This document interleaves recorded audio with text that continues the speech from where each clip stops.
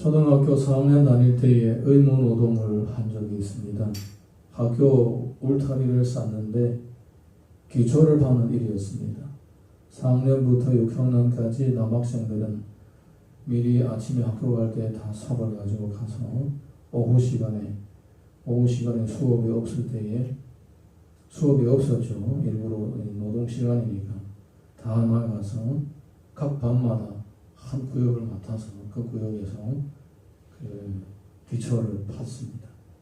우리 반에 남학생 한 16명이 되었습니다. 여학생들만 가서 놀고 있고 남학생들만 일했습니다.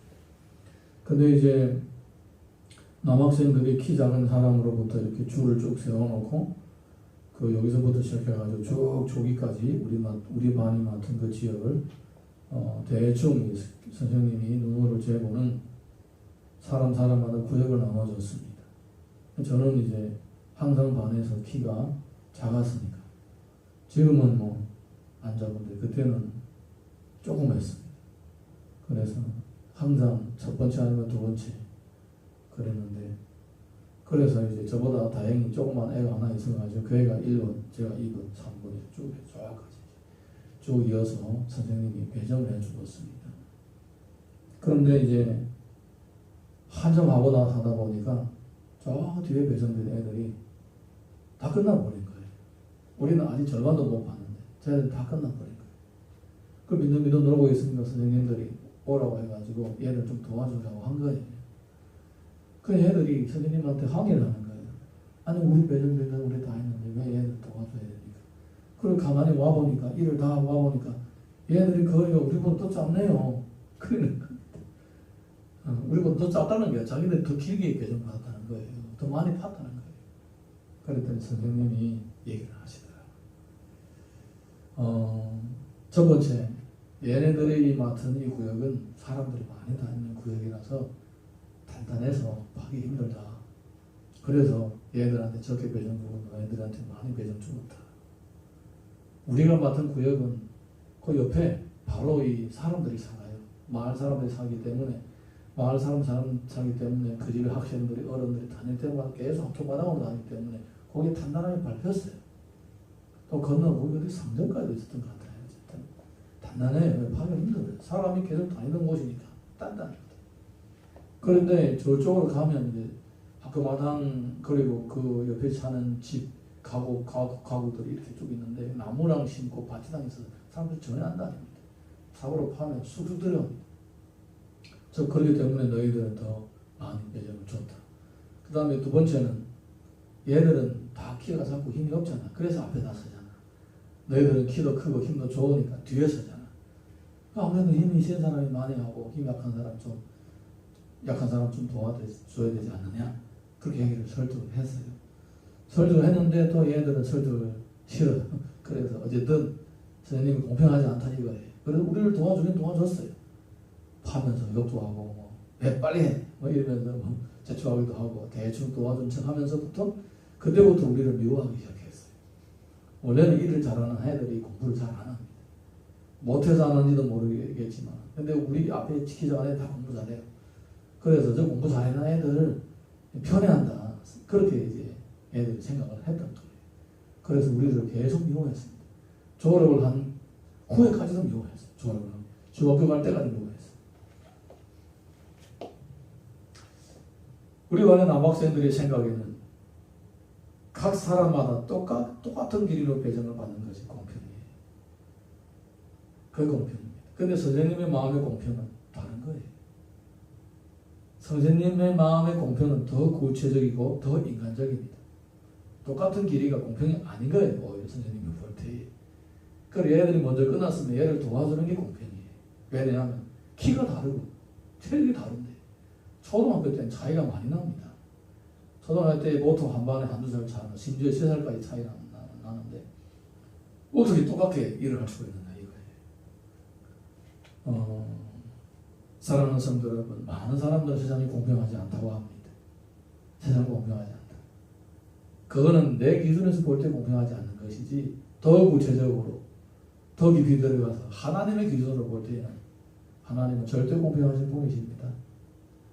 할렐루야. 하나님의 기준으로 볼 때는 하나님이 하시고 계시는 이 일들이 지금 세상에서 진행되고 있는 일들이 가장 공평한 것입니다. 그 공평함을 인간적인 입장에서 볼 때는 자비와 긍휼, 어떤 사람들에게는 자비와 긍휼로 보여지고 어떤 사람들 볼 때는 이것은 불공평하다, 원망거리로 보이게 되는 것입니다. 여러분, 그래서 우리가 신앙생활을 할 때에 내 입장에서 내 생각으로 내 기준으로 볼 때에 그러면 하나님의 생각을 모르게 되고 하나님과 다투게 되고 싸우게 되고 하나님과 원망을 통할 수도 있게 되는 것입니다. 그렇지만 하나님의 자비와 긍휼의 입장에서 하나님의 공평에서 볼 때에는 우리가 하나님이 하시는 모든 일들을 이해하게 되고 하나님의 뜻을 이해하게 되고 하나님이 하시는 일에 우리도 함께 헌신할 수 있게 되는 것입니다. 자, 우리 1절에서 10절 먼저 읽어보겠습니다. 1절에서 10절 다 같이 읽어봅니다. 시작. 천국은 마치 품꾼을 얻어 포도원에 들여 보내려고 이른 아침에 나아간 집주인과 같으니 그가 하루 한여날이었이 품꾼들과 약속하여 포도원에 들여보내고 또 제3시에 나아가 보니 장터에 놀고 서 있는 사람들이 또 있는지라. 그들에게 이르되 너희도 포도원에 들어가라. 내가 너희에게 상당하게 주리라 하니 그들이 가고 제6시와 제9시에 또 나아가 그와 같이 하고 제11시에도 나아가 보니 서 있는 사람들이 또 있는지라. 이르되 너희는 어찌하여 종일토록 놀고 여기 서 있느냐. 이르되 우리를 품꾼으로 쓰는 이가 없음이니라. 이르되 너희도 포도원에 들어가라. 제 저물매 포도원 주인이 청지기에 이르되 품꾼들은 불러 나중 온 자로부터 시작하여 먼저 온 자까지 삭슬 주라 하니 제11시에 온 자들이 와서 한여노래 씹어 가거늘 먼저 온 자들이 와서 그 받을 줄 알았더니 그들도 한여노래 씹어 받는지라. 예수님이 천국의 비유를 듭니다. 집주인이 아침에 나아가서 일꾼들을 만나서 하루에 한 대나리로 줄 테니까 우리 집에 포도원에 가 일을 하라 하시는 거예요. 자, 포도원에 언제 들어가 일을 하느냐? 포도를 거둘 때 일하는 거예요. 대풍년이 와가지고 수확의 기쁨을 동참하는 그런 일들입니다. 먹을 날도 많고 일을 해도 같이 기쁘고 포도를 일하면서 포도를 마음껏 먹어도 괜찮은 거예요. 일을 하면서 포도 먹는 것도 뭐라 안 합니다. 기쁨에 함께 동참하는 은혜의 시간들이죠. 하나님의 이 복 주심을 찬양하고 기뻐하는 시간입니다. 주일도 기분 좋고 와서 일해주는 사람도 기분이 좋은 날입니다. 근데 아침에 나가서 사람 불러오고 그 다음에 3시에 나가서 불러오고 그 다음에 6시에 나가 불러오고 9시에 나가 불러오고 11시에 나갔더니 이제 퇴근 시간 1시간 남았는데 나갔더니 또 사람들 들어오는 거예요. 그래 또 불러왔어요. 그러니까 하루 종일 일하는 사람이 있고 그 다음에 이제 오전에 한 9시 때에 들어와 일하는 사람이 있고 점심에 12시 때에 들어와 일하는 사람이 있고 오후 3시에 들어와 일하는 사람이 있고 오후 5시에 들어와 일하는 사람이 있는 거예요. 네, 각각 다른 시간대로 들어왔습니다. 어쨌든 함께 일을 하니까 다 기분이 좋은 거예요. 마지막 들어온 사람은 아마 이렇게 생각할 거예요. 내가 한 시간 동안 일하지 못하지만은 돈을 적게 벌어도 포도나 시큼 먹을 수도 있겠다라고 생각하지 않았을까? 이런 생각을 하는 거예요. 여러분, 구약 성경을 보게 되면요, 추수 때에 포도원 주인들은 포도를 다 따지 않습니다. 남겨둡니다. 가난한 사람들, 길 가는 사람들 먹으라고 남겨둡니다. 밭에 곡식을 벨 때도 다 베지 않습니다. 모퉁이나 이런 데 나눠둡니다. 왜 나눠두느냐? 가난한 사람들 와서 이삭을 주구라. 길 가는 사람들 가다가 보고 이삭을 뜯 잘라서 비벼서 생거라도 먹으라고 남겨둡니다. 그런 하나님의 자비와 은혜를 함께 이웃들과 나누고자 하는 그런 선한 율법이 있는 거예요. 그런데 일하는 사람들은 와서 그냥 마음껏 먹는 거예요. 얼마나 좋겠습니까? 그런데 마지막에 보니까 한 시간만 일하는 사람들이 왔는데 주인이 그 사람한테 한 데나리온을 주는 거예요. 그랬으면 그 사람들보다 일을 3배나 더한 오후 3시에 온 사람들 얼마 받을까? 2배 더 했죠. 얼마 받을까? 2배 더 받을까? 아니, 그 사람도 한 데나리온. 점심에 들어온 사람, 우리는 6배 더 많이 했는데 얼마 줄까? 한 데나리온. 아침에 온 사람, 우리 12배 더 했는데 우리 얼마 줄까? 한 데나리온. 똑같게 놔주는 거예요. 똑같게 놔주는 거예요. 여러분, 다른 사람 볼 때는 이거 어떻습니까? 공평하지 않은 거예요. 어떻게 이런 일을 줄 수가 있는가? 자, 우리 이 사람들 반응을 보겠습니다. 11절에서 16절은 11절에서 16절 다 같이 읽습니다. 시작. 받은 후 집주인을 원망하이르되 나중에 온 사람들은 1시간밖에 일하지 아니하였다. 그들은 종일 수고하며 더위를 견딘 우리와 같이 하였나이다. 주인이 그 중에 한 사람에게 대답하이르되 친구여 내가 내게 잘못한 것이 없노라. 내가 너 한대나 이혼의 약속을 아니하였느냐. 내 것이나 가지고 가라. 나중 오는 사람에게 너와 같이 주는 것이 내 뜻이니라. 내 것을 가지고 내 뜻대로 할 것이 아니냐. 내가 선함으로 내가 악하게 보느냐. 이와 같이 나중된 자로서 먼저 되고 먼저 된 자로서 나중되리라. 아니 주인이 너무나 공평하지 않습니까? 왜 우리에게 도박해 줍니까?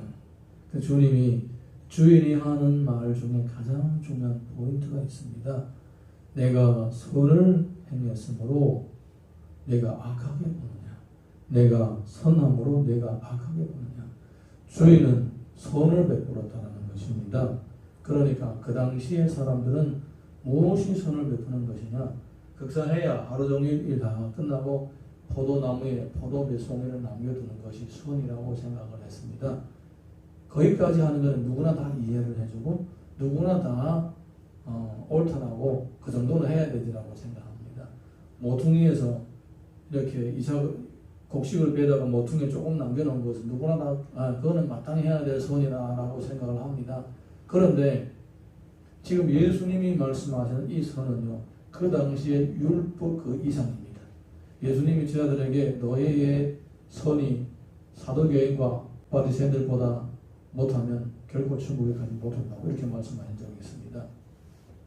그러니까 율법사, 바리새인, 서기관들 이런 사람들이 생각하고 있는 선은 뭐냐? 포도 몇 송이 남겨두는 것, 그리고 모퉁이 이상 몇 개 남겨두는 것, 이거 선이에요. 그런데 예수님이 지금 말씀하시는 선은 그게 아니에요. 그보다 훨씬 더 뛰어나는 거예요. 우리 집에 와서 일하라. 일을 하라는 겁니다. 그리고 일하는 사람에게 삭을 주는 거예요. 얼마 주느냐? 약속한 대로 준다는 거예요. 이거 뭐 보여주는 겁니까? 물론 이거는 구원이나 뭐다 얘기를 하는 사람 많지만 가장 핵심은 뭐냐? 가장 핵심은 하나님은 자비로우신 분이시고 하나님의 나라의 원칙은 은혜라는 거예요. 할렐루야. 예, 은혜를 얘기하고 있는 거예요. 다 또박또박 따져가지고 하는 것이 아니라 은혜라는 겁니다. 아침에 와서 일하는 사람 형편하고 9시에 와서 일하는 사람 형편하고 저녁에 와서 일하는 사람 형편하고 다 다르다라는 거예요. 모든 사람이 한 데나리씩 받아야 된다. 하루에 일하면 한 데나리씩 받아야 된다. 반나절 일하면 반 데나리를 받아야 된다는 게 이런 일반적인 상식이에요. 일반적인 상식. 똑같은 상황과 똑같은 처지에 있는 사람들에게 통하는 똑같은 기준이에요. 이것은 일반적인 기준이에요. 그렇지만 하나님의 기준에서 볼 때는 다르다는 겁니다. 그날에 밖에 서 있는 사람들은 각각 다른 상황일 수도 있다는 거예요. 그래서 그들을 불러서 일을 시키고 그들에게 후한 삭을 주는 것입니다. 이거는 하나님의 마음이고 하나님의 은혜입니다. 사랑하는 성도 여러분, 우리가 세상을 볼 때, 또 자신을 볼 때, 가족들과 이렇게 교제를 할 때에 이 하나님의 마음을 알아야 되는 거예요. 내가 보기에 내 기준을 볼 때는 내가 손해를 본다. 어떤 일반적인 공평과 공의, 사회적인 공평과 공의를 볼 때는 이건 합당하지 않다라고 생각할 수 있지만은 하나님은 어떻게 보시느냐, 이것이 가장 중요한 거예요. 하나님은 어떻게 보시느냐, 이게 우선이 되어야 된다는 것입니다. 사람들은 상업적인 어떤 이런 입장에서 삭을 주고받기로 합니다. 그런데 예수님은 완전히 그렇게 해버립니다. 은혜의 입장에서 말씀을 하시는 거예요. 에베소서 2장 8절에서 9절 보게 되면 너희는 그 은혜에 의하여 믿음으로 말미암아 구원을 받았나니 이것은 너에게서 난 것이 아니요 하나님의 선물이라. 행위에서 난 것이 아니니 이는 누구든지 자랑하지 못하게 하면이라. 우리 구원받은 자체가 은혜예요.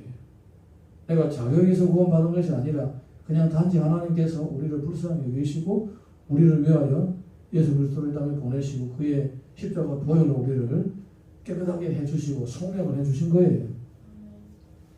피의 대가로 우리를 사온 거예요. 우리가 대가를 지불하지 않은 겁니다. 그래서 이것이 은혜라는 겁니다. 할렐루야. 그 다음에 고린도후서 15장 10절 보게 되면 이런 말씀이 있습니다. 그러나 내가 나 된 것은 하나님의 은혜로 된 것이니 내게 주신 그의 은혜가 헛되지 아니하여 내가 모든 사도보다 더 많이 수고하였으나 내가 한 것이 아니요 오직 나와 함께 하신 하나님의 은혜로다. 구원도 하나님의 은혜고 삶을 사는 것도 하나님의 은혜라는 거예요. 여러분 우리는 신약에 로마서 보고 에베소서 보게 되면 믿음으로 구원받는다, 오직 은혜다라고 생각하지만 구원 하나님의 백성이 되고 천국 가는 것도 은혜지만 삶을 사는 것도 하나님의 은혜로 살아야 되는 거예요. 하나님의 은혜로 살지 않으면 항상 내 입장에서 공평을 따지고 공의를 따지고 옳고 그름을 따지게 되는 거예요. 네, 우리가 알고 있는 것, 우리가 이해하고 있는 것은 너무나도 이 범위가 너무나도 적고 우리가 인지하고 있는 범위가 너무나도 적기 때문에 우리가 인지하고 있는 요 지식 가지고 전체적인 세상과 하나님이 운행하는 창조의 세계를 판단할 수 없는 거예요. 판단할 자격이 갖춰지지 않고 있는 거예요. 내가 가지고 있는 지식은 단지 나 자신을 판단하면 되는 거예요. 그냥 내가 지금 잘하고 있는지 못하고 있는지 이것만 판단할 수밖에 없는 상황으로 되어 있는 거예요.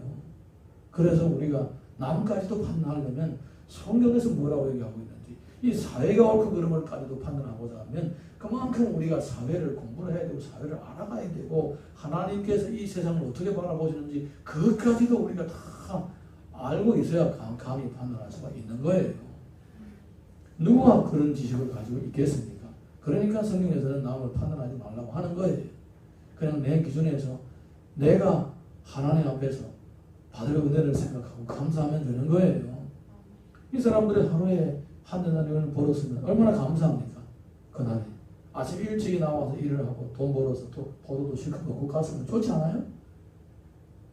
그냥 자기가 이 집주인하고 이 약속한 것으로 만족하면 되는 거예요. 그 외에 집주인이 어떻게 하는 거예요? 집주인의 마음인 거예요. 그 사람은 사실은 선을 베푼 거예요. 하루 종일 바깥에 나와가지고 일도 못하고 자기는 밭에 들어가가지고 포도를 실컷 따먹을 수 있으나 집에 가면 빈손으로 가야 돼요. 그 다음에 남이의 10분의 1 이런 작은 이 일당을 가지고 가야 될 사람의 형편을 생각해서 이렇게 풍요로운 이 시기에 너희들도 넉넉하게 일당을 가지고 가라고 그 사람들을 배려하는 거예요. 이게 주님의 마음이라는 거예요. 여러분 우리 자신이 은혜 가운데서 살고 있다는 사실을 인정하시길 바랍니다. 그리고 나도 은혜 가운데서 살고 있기 때문에 다른 사람에게도 은혜가 있다는 것 그것까지도 인정하시길 바랍니다. 그러면 우리가 소위 생각하고 있는 공의와 공평은